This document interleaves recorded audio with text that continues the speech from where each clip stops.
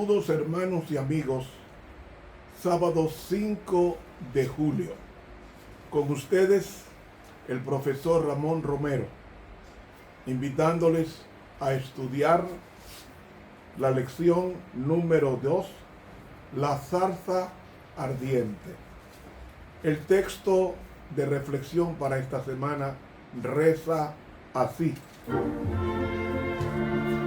El Señor le dijo: he visto la aflicción de mi pueblo que está en Egipto.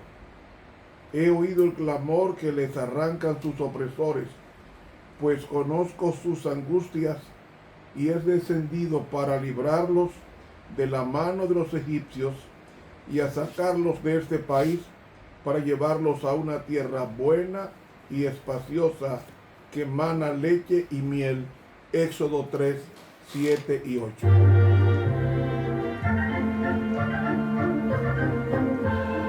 Amoroso y bendito Padre, que aprendamos de la experiencia de Moisés, de que todo aquel que acepta tu llamado no va a fracasar, porque la historia de los patriarcas, profetas y reyes que se pusieron en las manos tuyas fueron personas que triunfaron, porque Cristo es el que santifica y el que perfecciona a los que son llamados. Así que ayúdanos en esta semana a aprender de este prohombre que está en las nubes de los cielos junto a ti. No un premio, sino un deseo de Dios de que siguiera su comunión con Él ya en el cielo, después de su muerte, cuando Cristo lo vino a buscar poco tiempo después de su deceso. Danos tu gracia para creer que tú bendices y premias a los que te buscan, porque en tu nombre te lo pedimos. Amén.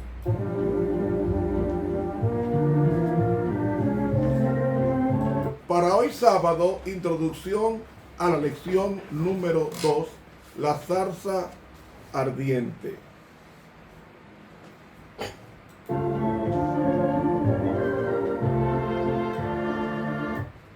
Antes de nacer, nunca olvide lo que voy a repetir.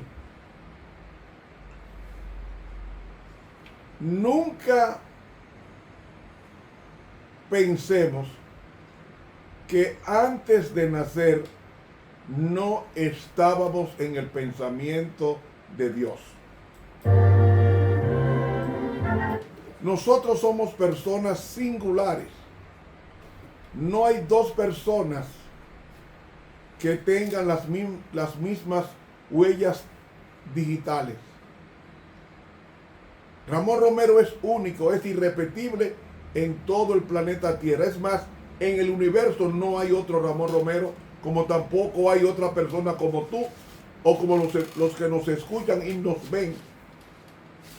Somos personas especiales y Dios nos trajo al planeta con un propósito, nos hizo nacer en Él con un propósito de Él desarrollar en nosotros o perfeccionar en nosotros su carácter. Cuando digo perfeccionar, no es que Dios es imperfecto, sino perfeccionar en el sentido de morar en cada persona que Dios ha traído al planeta. Y nosotros hemos venido con ese propósito, creados en Cristo Jesús para buenas obras, nos dice el apóstol Pablo. Dios no hizo al hombre para que estuviera en las ergástulas de Satanás, en los bares, discotecas o en las comilonas u orgías. Dios nos hizo para que su morada sea en nuestro cuerpo como templo del Espíritu Santo. Pero así como Dios nos ha traído a la existencia con un propósito, y es: si pues coméis o bebéis o hacéis cualquier cosa, hacedlo todo para la gloria de Dios. Y hemos dicho en otras ocasiones que la gloria de Dios, según Éxodo 34, es el carácter de Dios.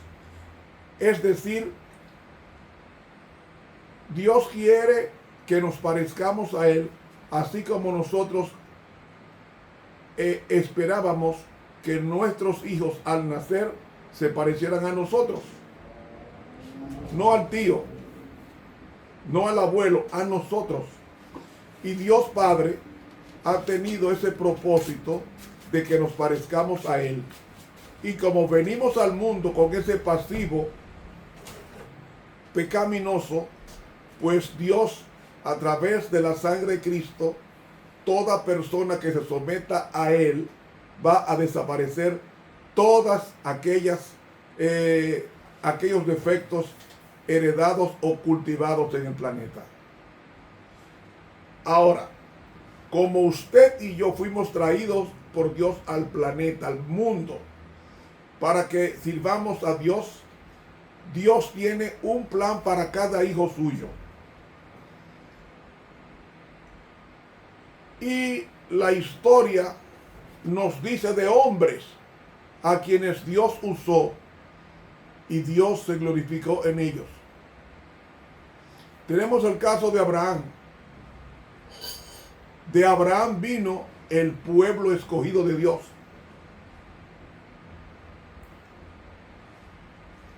De David fue el reino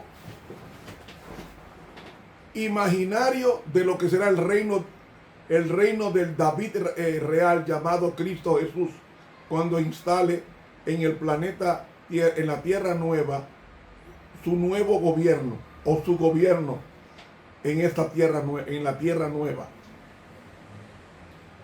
Dios llama a hombres y si no se resisten, Él hace maravillas en estos hombres. Uno de los hombres a quienes Dios tenía en mente para usarlo poderosamente fue un hombre que no era judío. ¿Usted sabía eso? Moisés no era judío. Aarón no era judío. María o Miriam, que es el nombre correcto, el del hebreo, tampoco María o Miriam, la hermana de Moisés, disculpe, tampoco era judía. El judaísmo no existía en los días de Moisés, Aarón y María. Ellos eran egipcios.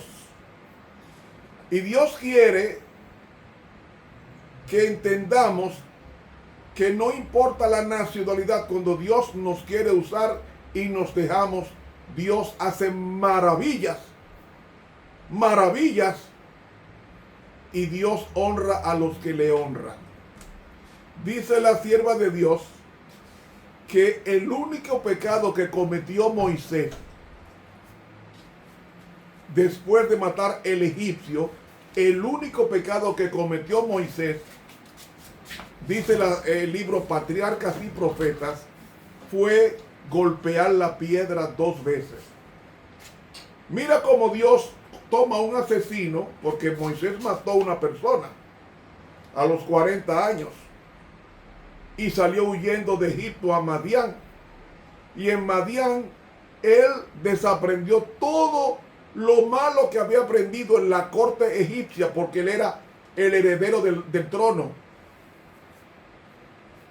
Y como era el heredero del trono, estaba siendo iniciado en la casta sacerdotal, porque para subir al trono tenía que pasar por la liturgia sacerdotal egipcia y de dominar el libro de los muertos.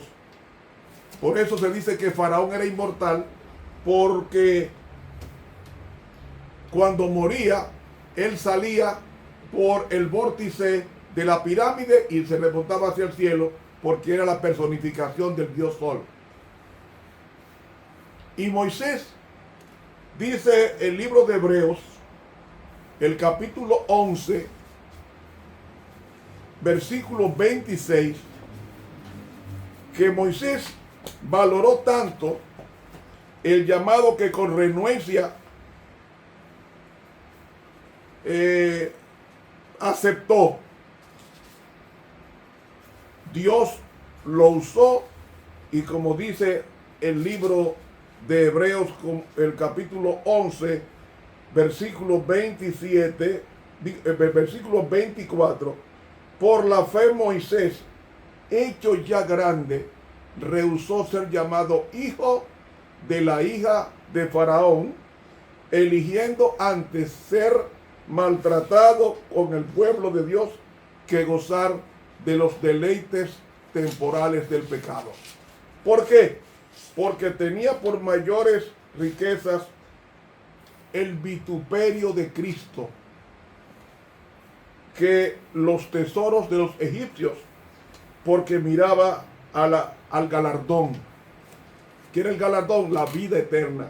Entonces dice, por la fe dejó a Egipto no temiendo la ira de Faraón, porque se mantuvo como viendo al invisible, versículo 27 de Hebreos capítulo 11. Ese Moisés que fue llamado de una zarza que ardía, y mañana vamos a explicar eso. Ese Moisés es una expresión de lo que Dios puede hacer con un hombre si se pone en las manos y acepta el llamado, como Moisés, con renuencia al principio, luego decide aceptar el llamado. Y dice, considerad lo que ocurrió a Moisés, dice la sierva de Dios. La educación que había recibido en Egipto como nieto del rey y presunto heredero del trono fue muy completa. Nada fue descuidado de lo que se pensaba que podía hacerle sabio, según entendían los egipcios la sabiduría. Sigue diciendo ella, recibió un adiestramiento civil y militar de orden superior. Dice ella en otro libro que nunca Moisés perdió una batalla, todo el tiempo ganaba como general. Sigue diciendo, se sintió completamente preparado para la obra de liberar a Israel de la esclavitud, pero Dios no lo vio así. Su providencia señaló a Moisés un periodo de 40 años de preparación en el desierto como pastor de ovejas. Toda la paciencia que hay que tener para pastorear ovejas, pues eso lo adquirió Moisés. Esos 40 años de paciencia con las ovejas lo preparó a él para tener la paciencia de sus últimos 40 años en el desierto con el pueblo de Israel rebelde y contumaz. Sigue diciendo el libro Ministerio de Curación, página 376. La educación que Moisés recibiera en Egipto le ayudó en muchos aspectos, pero la preparación más provechosa para su misión fue la que recibió mientras apacentaba el ganado. Moisés era de carácter impetuoso, colérico. En Egipto, en su calidad de afortunado caudillo militar y favorito del rey de la nación, se había acostumbrado a recibir alabanzas y adulación. Se había granjeado la simpatía del pueblo. Esperaba llevar a cabo con sus propias fuerzas la obra de liberar a Israel. Muy diferentes fueron las lecciones que hubo de aprender como representante de Dios. Al conducir sus ganados por los montes desiertos y por los verdes pastos de los valles, aprendió a tener fe, mansedumbre, paciencia, humildad y a olvidarse de sí mismo. Aprendió a cuidar a seres débiles y enfermos, a salir en busca de los descarriados, a ser pacientes con los revoltosos y proteger los corderos y a nutrir los miembros del rebaño ya viejos y enclenques. En esa labor, Moisés se fue acercando al supremo pastor, que es Cristo. Llegó a unirse estrechamente con el Santo de Israel y ya no se proponía hacer una gran obra. Procuraba hacer fielmente y como para Dios la tarea que le estaba encomendada. El Ministerio de Curación, página 376. Mañana continuamos con la versión de este prohombre de la historia. Que Dios nos bendiga.